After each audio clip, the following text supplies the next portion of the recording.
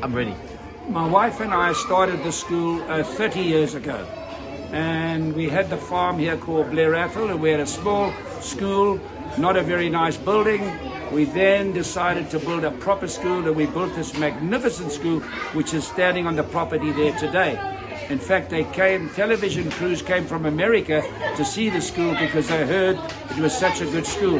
We had a stadium for sports, we had everything available for the children. We then sold the farm, and then we moved over here.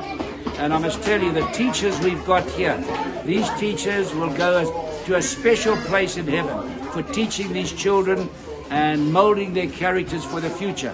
And the young people are the future of our country. And what they're teaching them is love. And you see, love, you know, you've got the atomic bomb, you've got the weapons of mass destruction, they make a big noise.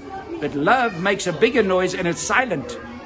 So we've got to base our country on love, not on hatred. And there's a great Western country music song called,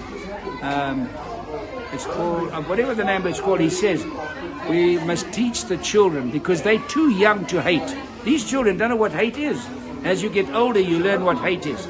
And that's what we've got to eliminate in South Africa, is any hate whatsoever, if we want to have a future.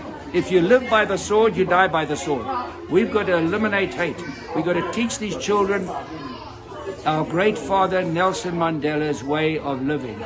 Love people, forgive people, build a strong economy. That's so important. And all I can say is that we are so lucky to have the sponsors that we have to keep the school going. Been going for 30 years. My wife died in my arms 3 years ago. And when she died, the second last thing she said to me, please keep the school going forever. And that's what we're trying to do. We're trying to raise enough money so that the school, when I'm dead and gone, that the school will have enough money and interest-wise to go on forever. Because these little children are so full of love. My wife just, on our school in Colesberg, she made me build a church, and we had 63 employees. All the kids came to the church every Sunday. She taught them, and she gave them little gifts, and they played games. She just loved the children. So all in all, it's been a great joy. And for me, I've won more golf tournaments than any man in the world today. But that's not my legacy. My legacy is changing the lives of people. We built AIDS centers in China. We built homeless homes and facilities in London. We took people who were sleeping under the bridges, and they're lawyers and doctors now. And I've taken golfers and sponsored them overseas. We've built hospitals, we built schools, we built churches, and here we have the school now. And it is such a joy for me because I struggled a lot. I was very poor.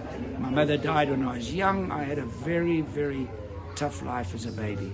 So I realized the value of love, and I realized that we've got to build. We live in the greatest country in the world, but we're having a lot of troubles at the moment. South Africa is a country with a lot of problems now, and we've got to sort them out, and it's going to take great leaders.